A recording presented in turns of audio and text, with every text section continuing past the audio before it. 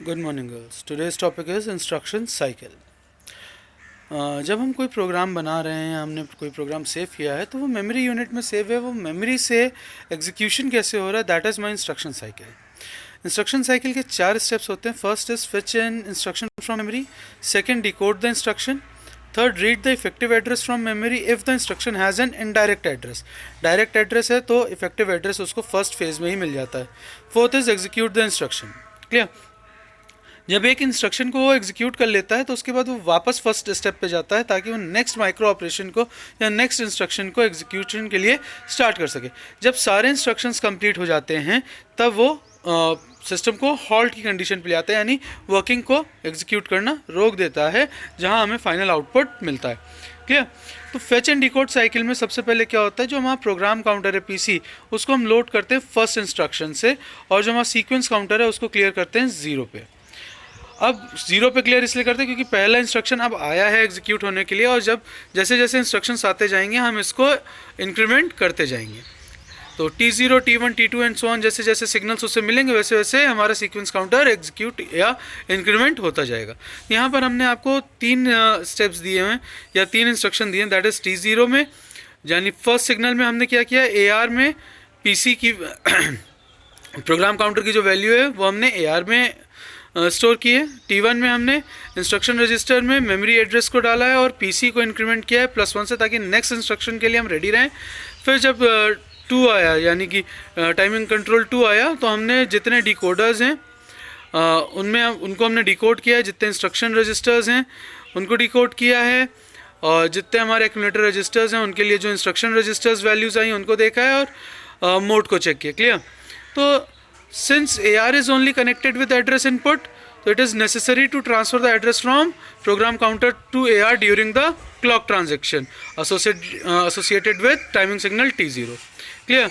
मतलब AR में value हमें लानी मैंडेटरी है, और AR ही सिर्फ एड्रेस से कनेक्टेड है, तो PC में जो वैल्यू है वो AR में आना कंपलसरी है, वरना हम काम नहीं कर पाएंगे। Clear? The instruction read from memory is then placed in the instruction register IR with clock transition associated with timing signal T1. At the same time, PC is incremented by 1 to prepare it for the address of the next instruction. तो T1 में हमने क्या किया था कि हमने अपने instruction register में जो भी टाइमिंग सिग्नल के एसोसिएटेड जो भी हमारे पास वैल्यू आई थी T1, उसको हमने स्टोर किया था IR में, और PC को इंक्रीमेंट किया था by 1 ताकि हम नेक्स्ट इंस्ट्रक्शन के लिए रेडी रहें। At the time of T2, the operation code in IR is decoded. The indirect bit is transferred to flip-flop I, and the address part of the instruction is transferred to AR. Clear? ये diagram है। इसके regards में अगर देखें तो हमारे जो बस है उसके S2, S1, S0 को हमने कनेक्ट कर रखा है T1, T0 से, और मेमोरी यूनिट कॉमन बस से कनेक्टेड है, AR कॉमन बस से कनेक्टेड है, PC कॉमन बस से, और इंस्ट्रक्शन रजिस्टर कॉमन बस से कनेक्टेड है। डिस्क्रिप्शन देखते हैं। First to register transfer statements are implemented in the bus system to provide the data path for the transfer of PC to AR। तो इसमें 2 स्टेप में किया गया था। सबसे पहले तो 010 किया था सिलेक्शन इनपुट्स को, that is S2, S1, S0 को 010 किया। जब उसको हमने 010 किया तो जो PC की वैल्यू थी वो कॉमन बस पे आ गई, क्योंकि उसी की वैल्यू अगर आप देखें तो सेकेंड है PC की वैल्यू कितनी है, एरो के हेड के आगे देखिए 2 लिखा हुआ है। क्लियर?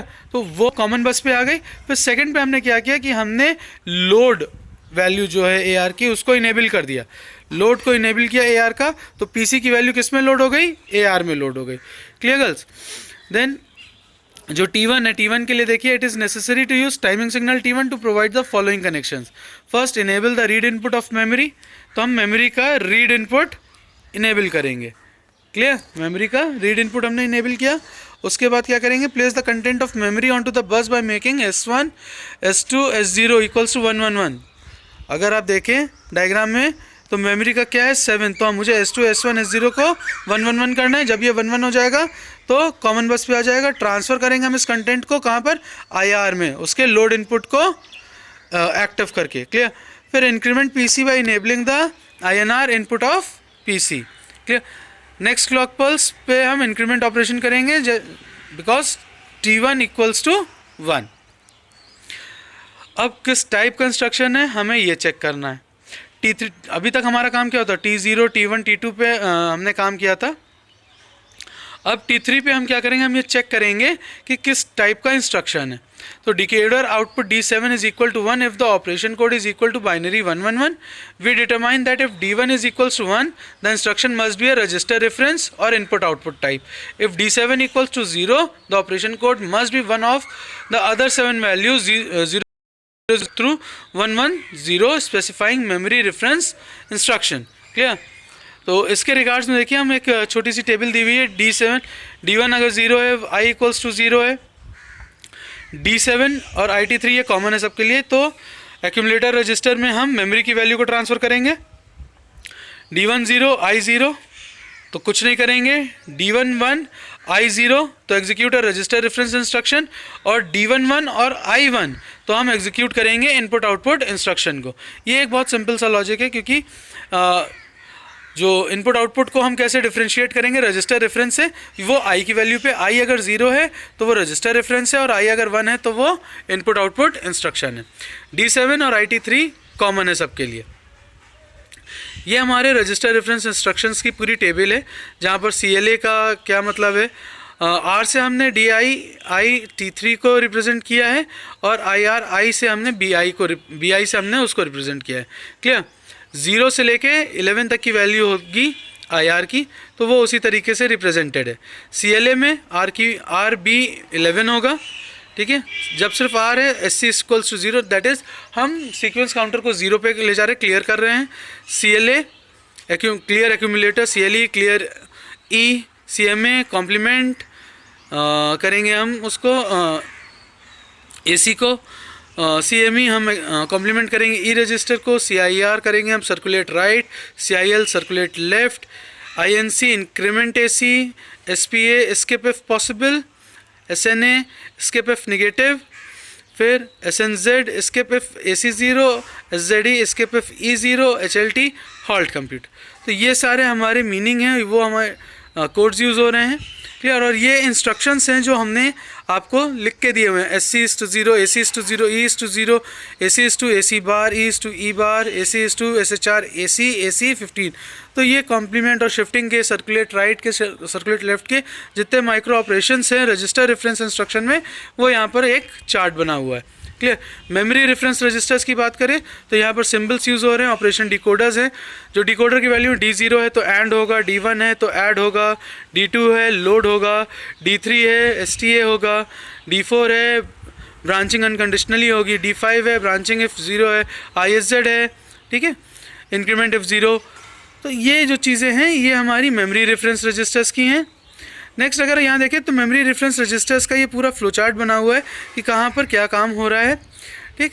एंड होगा तो कौन से माइक्रो ऑपरेशंस होंगे, ऐड होगा तो कौन से माइक्रो ऑपरेशंस होंगे, LDA पे कौन से माइक्रो ऑपरेशंस होंगे, STA पे कौन से माइक्रो ऑपरेशंस हैं, BUN पे कौन से माइक्रो ऑपरेशंस हैं, BSA पे कौन से हैं, और ISZ पे क्या। ये फ्लो चार्ट है पूरा मेमोरी रेफरेंस रजिस्टर का। क्लियर। फिर इनपुट आउटपुट इंटरप्ट आता है। इंटरप्ट का मतलब क्या है, जब हम प्रोग्राम को किसी काम से हॉल्ट कर रहे हैं या रोक रहे हैं। तो जनरली 3 तरह के इंटरप्ट होते हैं, एक इनपुट होता है, एक आउटपुट होता है, एक एरर होता है। तो इनपुट आउटपुट एंड इंटरप्ट को हम यहाँ देख रहे हैं। तो अगर हम देखें तो इनपुट आउटपुट का अगर हम एक एग्जांपल लें तो किस तरीके से एक डिजिटल कंप्यूटर में कनेक्टेड होता है वो यहाँ पे शो किया गया है। इनपुट के लिए हमने कीबोर्ड को लिया है, उसके बाद एक ट्रांसमीटर इंटरफेस लगा होगा, INPR रजिस्टर से जुड़ा होगा, INPR रजिस्टर एक्यूमुलेटर रजिस्टर से, एक्यूमुलेटर रजिस्टर से OUTR पे आएगा। अच्छा, FGI और FGO, फ्लैग इनपुट FGI और फ्लैग आउटपुट FGO। ठीक है। O2R रिसीवर इंटरफेस से, और रिसीवर इंटरफेस हमारे समय हमने एक आउटपुट डिवाइस प्रिंटर से कनेक्ट कर रखा है। तो ये हमारा एक बेसिक कॉन्फ़िगरेशन है इनपुट आउटपुट टर्मिनल्स का। क्लियर।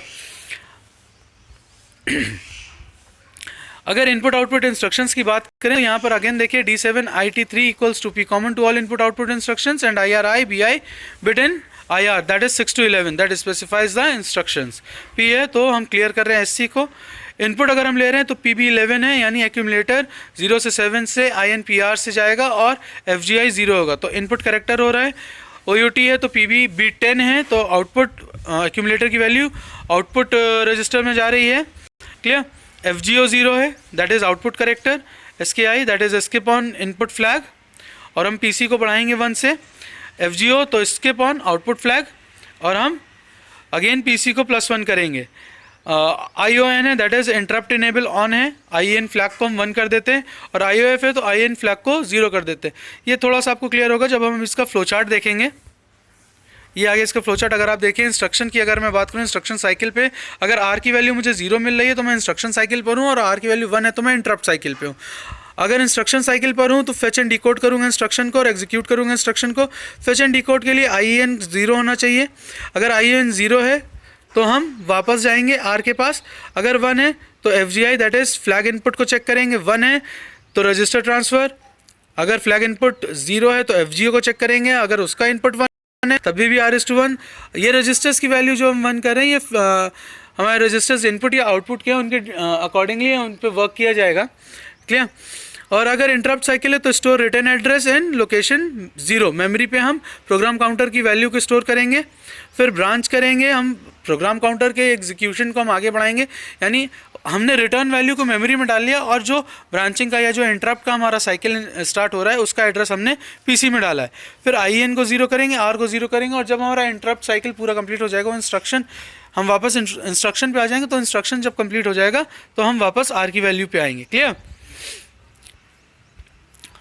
नेक्स्ट अगर हम बात करें तो इसके बाद हमारी दूसरी चीज़ें आएंगी, जहां अभी हम हार्डवायर्ड कंट्रोल पे बात कर रहे थे, अब हम बात करेंगे माइक्रो प्रोग्राम की अपने नेक्स्ट वीडियो में। So girls, if you have any problem related to this video, I am sending the PowerPoint presentation also. If you have any problem, go through it and please message me your problems and I'll try to solve them. Thank you, girls.